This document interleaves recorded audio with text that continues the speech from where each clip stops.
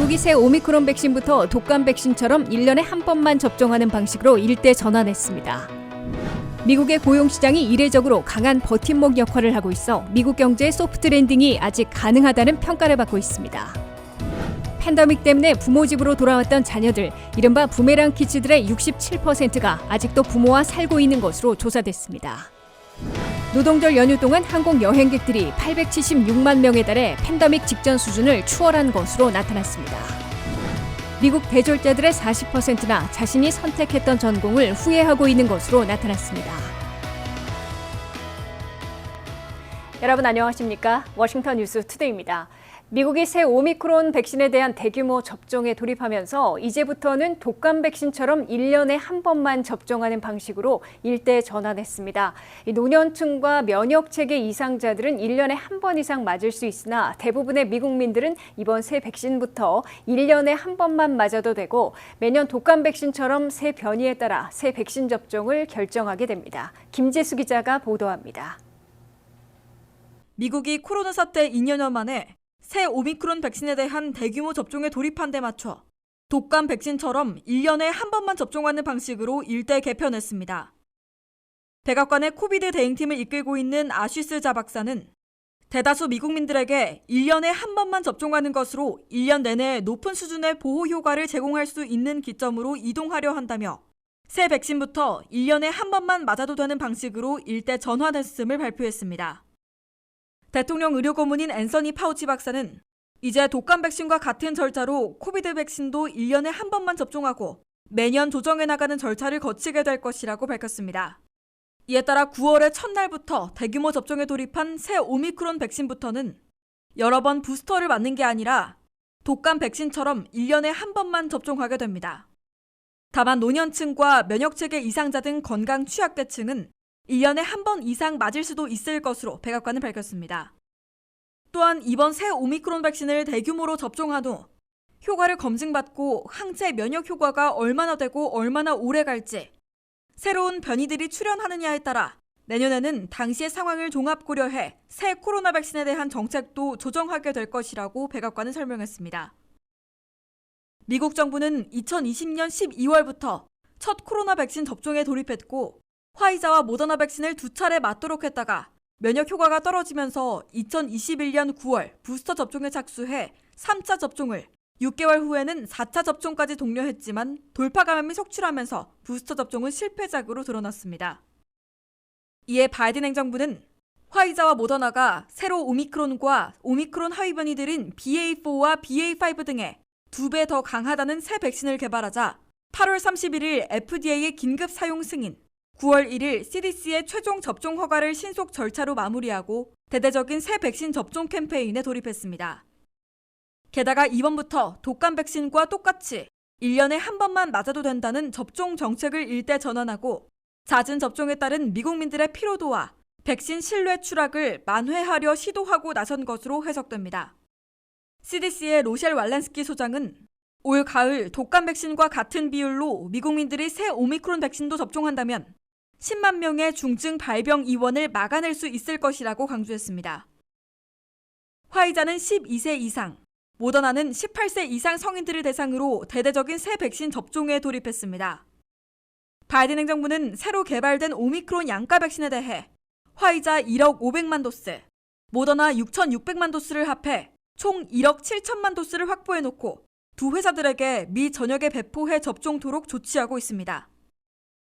화이자는 지난 주말 첫 인도분 10만 도스를 미 전역 62곳에 배포한 데 이어 6일까지 300만 도스를 3,300곳에 도착시킨 후 이번 주말까지는 1,500만 도스를 전역에 보낼 것이라고 밝혔습니다.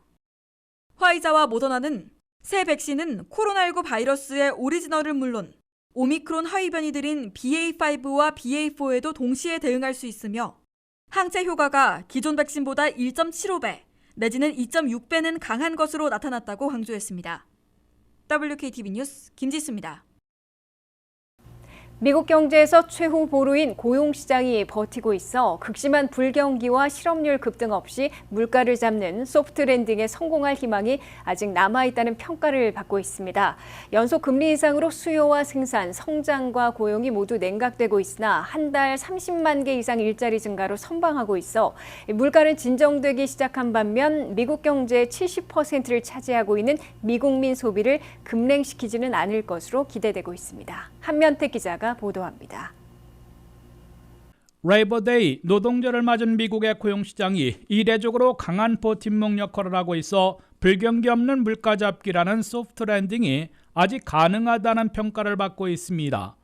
노동절 목전에 발표된 8월의 실업률은 3.7%로 0.2포인트나 올라갔지만 구직에 나선 노동력이 한꺼번에 75만 명이나 급증했기 때문으로 나쁘지만은 않은 신호로 해석되고 있습니다.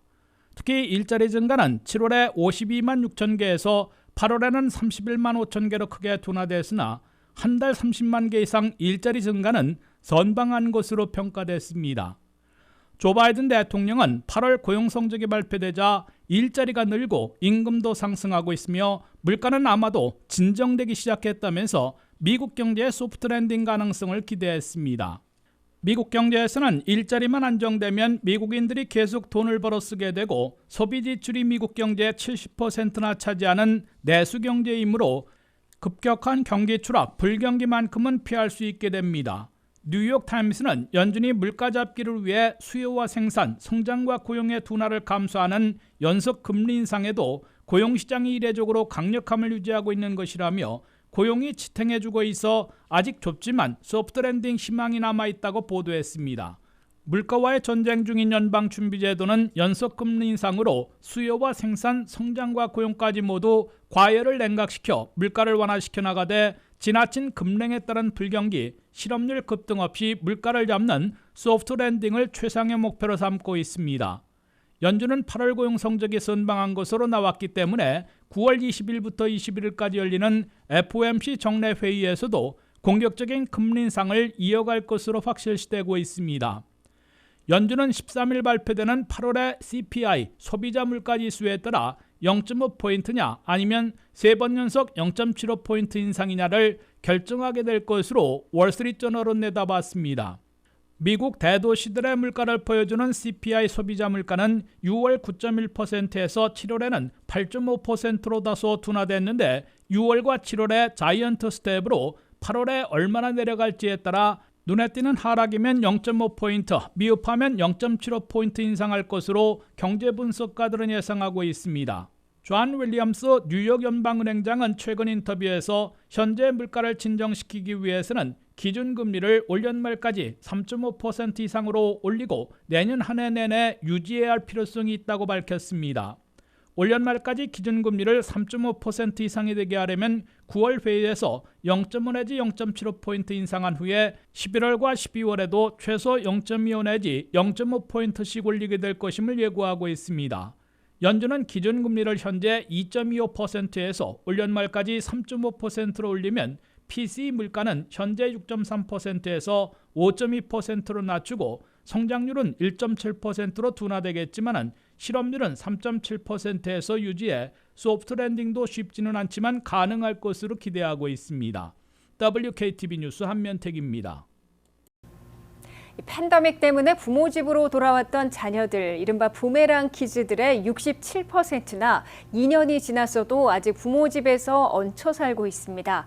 다시 독립하려다가 물가 급등으로 렌트비 등 주거비가 급상승해 나가 살기가 어려워졌기 때문으로 토로하고 있습니다. 김윤미 기자가 보도합니다.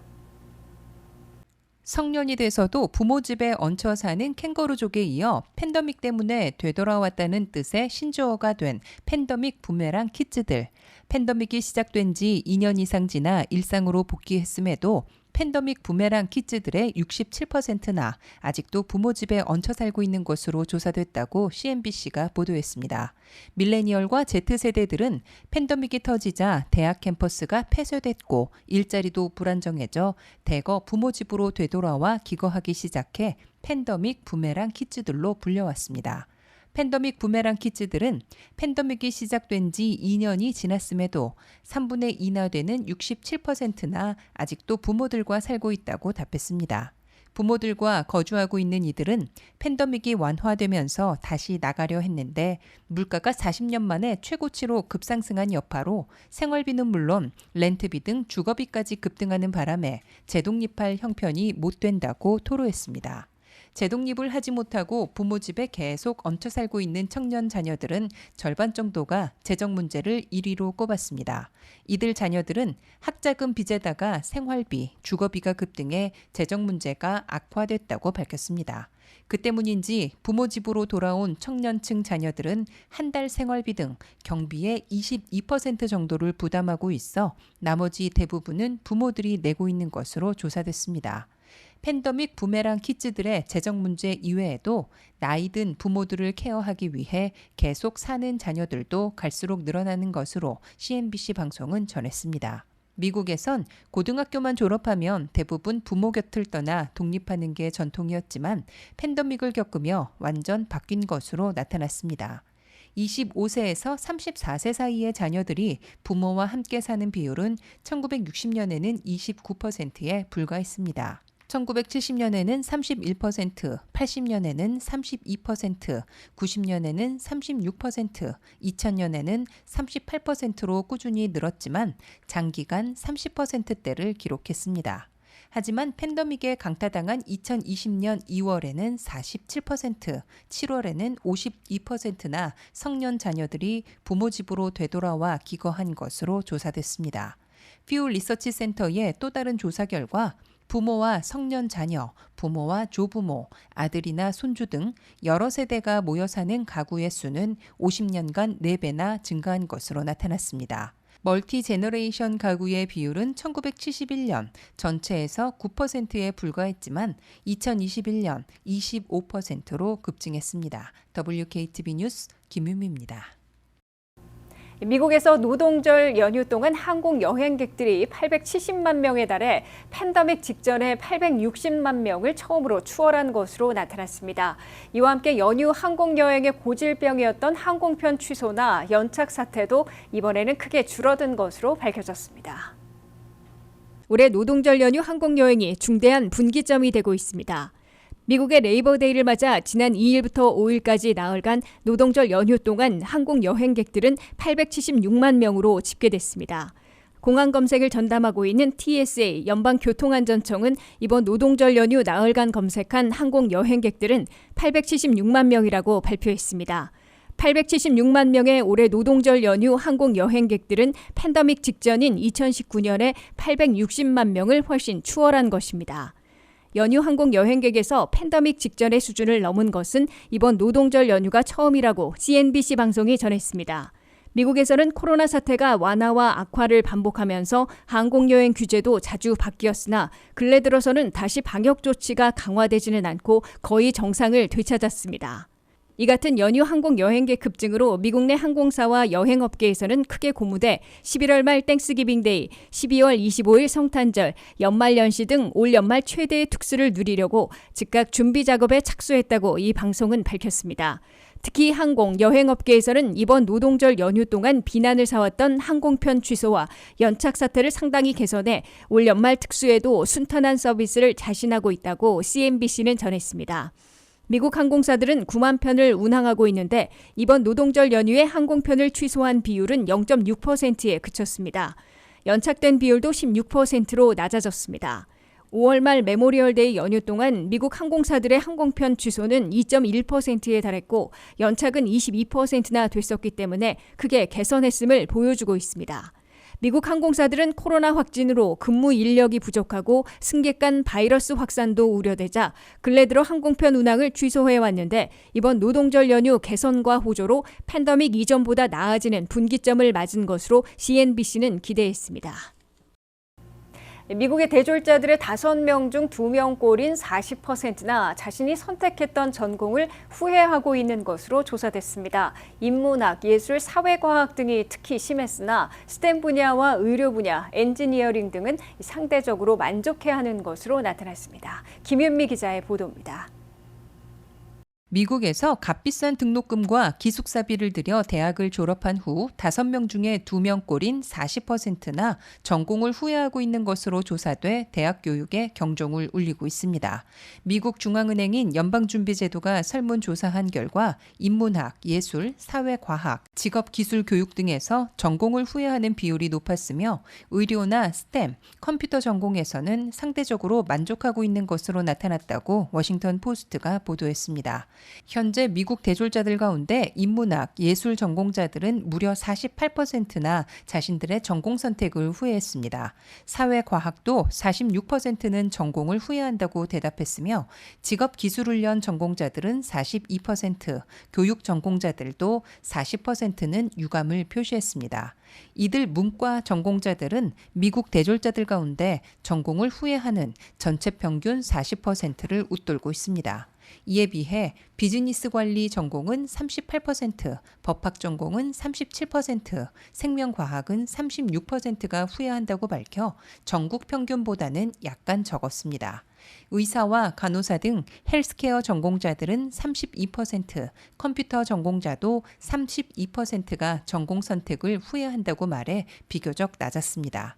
특히 엔지니어링, 공학 계열 전공자들 가운데 후회한다는 답변은 24%로 가장 적었습니다. 이번 연준의 설문조사에서는 두 가지 특성을 보였는데 생명과학은 후회한다는 비율이 꾸준히 하락하고 있어 의료진 진출 희망과 관련 있는 것으로 분석됩니다.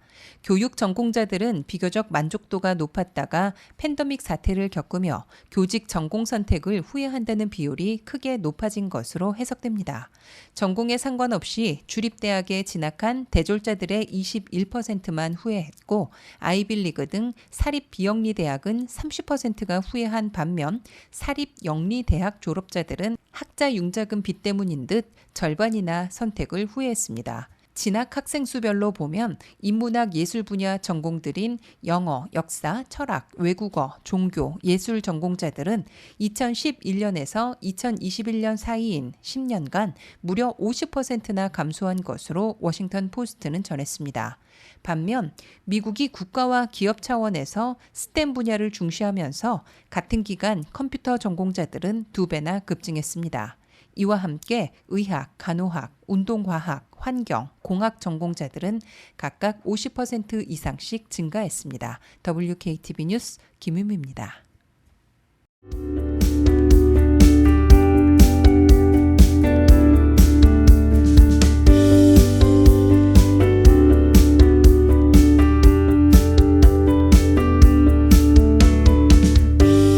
이상으로 워싱턴 뉴스투데이를 마치겠습니다. 시청해주신 여러분 고맙습니다.